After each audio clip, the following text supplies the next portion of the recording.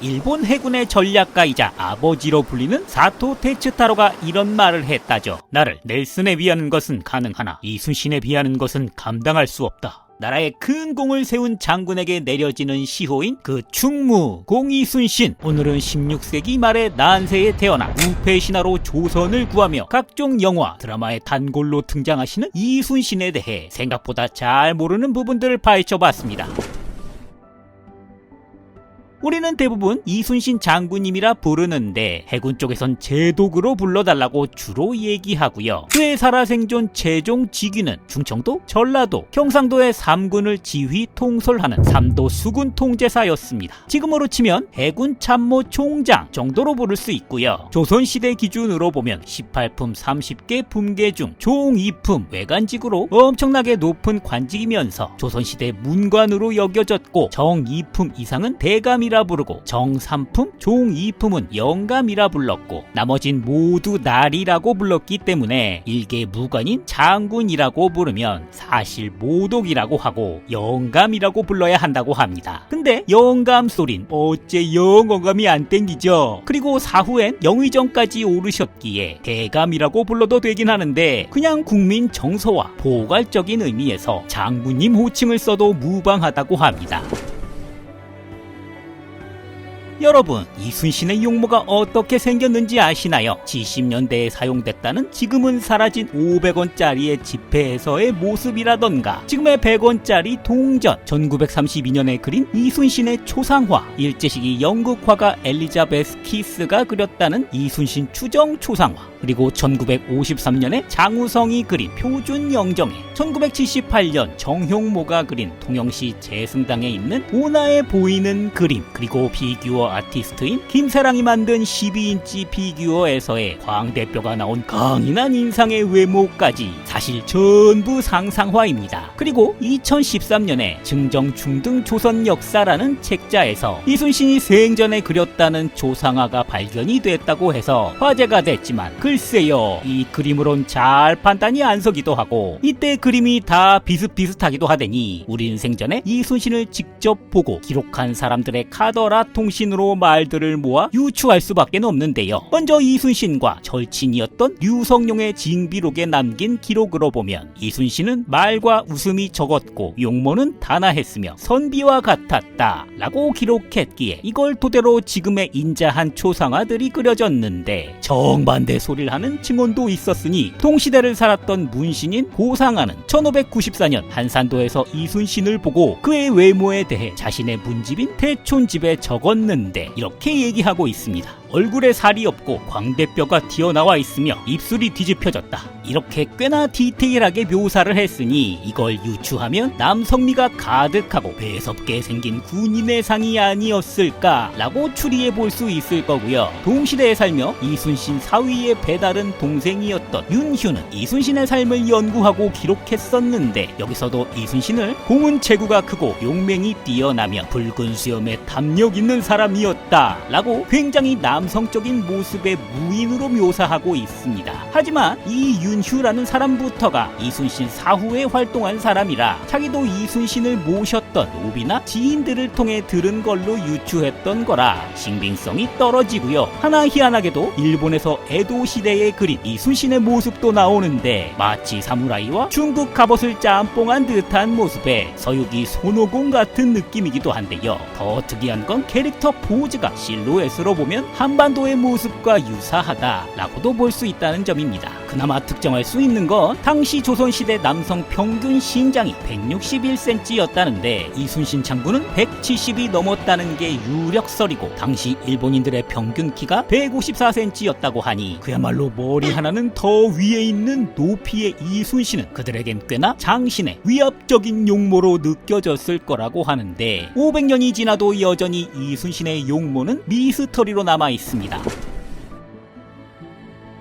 이순신은 제대로 늦은 나이에 무가에 급제한 대기만성형 인재이자 무관이었습니다. 28살에 무가에 응시했지만 낙마하여 낙방했고 4년 뒤 32살에나 급제에 성공했죠. 이때 조선시대 왕들의 평균 수명이 47세 정도였음을 감안하면 정말 늦은 나이까지 포기하지 않았던 그의 성격을 유추해 볼 수 있고요. 무관인 만큼 어느 정도 활도 잘 쏘신 걸로 알지만 온리콤판이 그린 만화책에서처럼 혼자 왜군을 다 쓸어버리고 괴멸시키는 무력치를 가지고 계셨다고 보기엔 무리가 있습니다. 이순신이 쓰신 난중일기에도 활을 쏜 기록들이 있는데 3월 28일 무자 활 10순을 쏘았는데 43번을 맞췄다고 기록하신 적이 있습니다. 일수는 활 5발이니 이걸 명중률로 계산하면 50발 쏴서 43발 맞춘 거라고 합니다. 아니 엄청 잘 쏜 거 아니냐 라고 볼 수도 있겠지만 이게 우리나라 양궁의 텐텐처럼 10점 관역이 기준이 아니고 일단 이런 관역 안에 들어가기만 하면 되는 거였고 동시대 다른 무관들 기록엔 50발 만발을 맞추는 사람들이 수두룩했으며 어떤 대회에서 꼴찌의 기록이 이순신과 동률인 43발이었던 적도 있었으니 이순신 장군의 활솜씨는 그냥 평타 정도라고 봐야 되고요. 본인의 검술 또한 스스로 대단하게 평가하지 않았고 당시 애초에 평화가 오랜 기간 지속된 시대였기에 조선인 대부분이 백병전을 잘 하질 못했다고 합니다. 당시 전투에서도 백병전 안 하려고 번옥선도 그렇게 높게 설계했고 외놈들이 오기 전에 칼 안 쓰고 사거리 긴 탱크 같은 대포로 때려잡았었으니까요. 그래도 당시에 쓰던 국궁이라는 게 체력적으로 엄청나게 쏘기 힘든 물건이었음을 감안하고 난중일기에 꾸준하게 활을 쏘신 걸 기록한 걸 보면 엄청나게 성실한 무관이었음을 짐작할 수 있습니다. 사실 이게 삼국지 시대도 아니고 관우, 여포처럼 무력만 세다고 장군을 하는 게 아니었고 이순신의 진가는 카리스마 있는 지휘관으로서의 통솔력과 전술, 그러니까 힘캐가 아니라 지능 100으로 몰빵 투자하신 캐릭터로 봐야 했을 거니까요. 악연도 이런 악연이 없죠. 이순신 하면 같이 소환되고 대비되는 인물인 원균과의 관계는 어땠을까요? 재밌게도 기록들을 살펴 종합해보면 이순신 장군은 생전에도 이 원균을 진짜 겁나게 싫어하셨음을 알 수 있습니다. 이순신은 난중일기에 인물들의 장단점과 평가를 많이 해놓기로 유명했는데 여기 기록된 원균의 험담 기록만 4년간 30차례였으니 몇 개만 살펴보면요. 경상우수사 원균이 와서 보았다. 그 음흉함을 잃을 길이 없다. 경상우수사 원균이 왔다. 그 술주정이 심하기 잃을 데 없었다. 그 망령된 짓을 차마 입에 올릴 수 없다. 경상우수사 원균이 정걸 충청수사와 함께 도착하여 적을 토벌할 일을 의논하는데 원수사가 하는 말은 이루 말할 수 없을 정도로 극도로 흉측한 속임수들이었다. 이런 사람과 같이 일을 하고도 후환이 없을까? 이야, 이 정도면 정말 극혐하셨다고 할 수 있을 건데요. 그나마 원균이 대패하고 죽었다는 질천양 해전 이후엔 언급을 안 하신 걸 보면 죽은 사람에겐 깨끗이 원망도 잊으신 걸로 보입니다.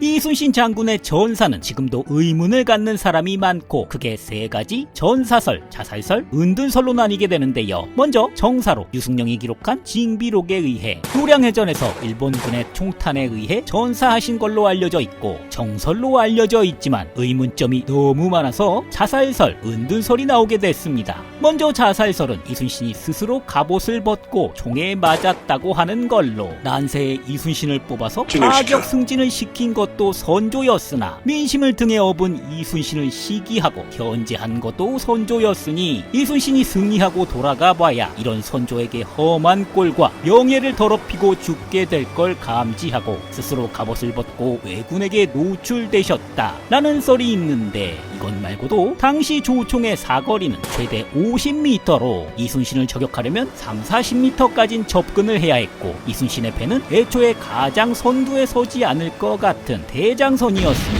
함부로 접근하기 힘들었을 것이며 사거리가 10배인 500m가 넘어가는 천자총통과 지자총통의 일본의 이런 새끼분에는 애초에 접근도 못했을 거라는 이야기도 있습니다. 당장 훨씬 악조건이었던 13대 133으로 불리하게 싸운 명량해전에서 이순신은 대장선 혼자서 단독으로 왜군 133척과 3시간 동안 백병전까지 기록되며 맞짱을 뜨는 동안 사망자가 달랑 2명이 나올 정도 정도로 활약한 걸 보면 말이 되지 않는다 소리를 하는 거고요. 이순신 저격에 성공했으면 그 왜군은 영웅으로 칭송받았을 텐데 일본 쪽엔 전혀 이런 기록이 없기도 하니 그래서 나온 게 은둔설로 이순신이 전사한 것처럼 꾸미고 사실은 숨어서 살았다가 나오는 건데요. 이 유역 작가의 외란 종결자에서 이 은둔설이 채택되기도 했으니 이순신의 죽음을 목격한 사람이 아들, 조카, 몸종 이외엔 없다는 기록과 국장으로 장례를 치렀음에도 16년 뒤 다른 곳으로 이장됐다는 점 등을 근거로 들고 있기도 합니다. 이런 썰들이 파다한 건 워낙에 이순신의 일생 자체가 드라마틱하고 극적이었으며 업적이 어마어마했고 그런 인물이 너무 허무하게 갔다는 데 대한 애통함도 있을 겁니다. 백성을 사랑했고 정령함의 상징이자 완벽주의자, 전쟁 기계로 알려져 있지만 이런 이미지 외에 이순신은 가족에겐 인간미가 넘치던 분이기도 했으니 한산도에서 가까운 여수로 어머니가 피난을 오시자 청원 휴가를 내고 찾아가기도 했고 어머니가 돌아가셨다는 소리를 듣곤 엎어져서 배에서 울었다는 기록도 있으며 배우자인 방씨 부인이 위독하다는 소식을 듣곤 잠을 설칠 정도로 금술이 좋았으며 왜군의 노략질로 아들이 피살됐을 땐 평소에 오늘은 뭐뭐 했다 정도로 간단하게만 기록하던 난중일기에 장문으로 구구절절 애통함을 기록한 걸 보면 당시 얼마나 그의 마음이 슬펐고 자식 사랑 또한 대단했음을 가늠할 수 있습니다. 이 밖에도 난중일기를 재현한 밥상을 보면 정말 소박하게 식사를 하셨고 원리 원칙주의자의 부하들에겐 업무가 대만하면 운장을 자주 때리거나 베어버리기까지 하는 등 정말 엄격한 직장 상사였으니 우스갯소리로 조선 수군의 사망 원인 1위가 전염병이고 2위가 이순신이라고 말하기도 했고 이순신에게 가장 비판적인 사람이 이순신 본인이었다는 이 위대한 인물 성웅 이순신, 정말 이런 인물이 또 있을까 싶습니다.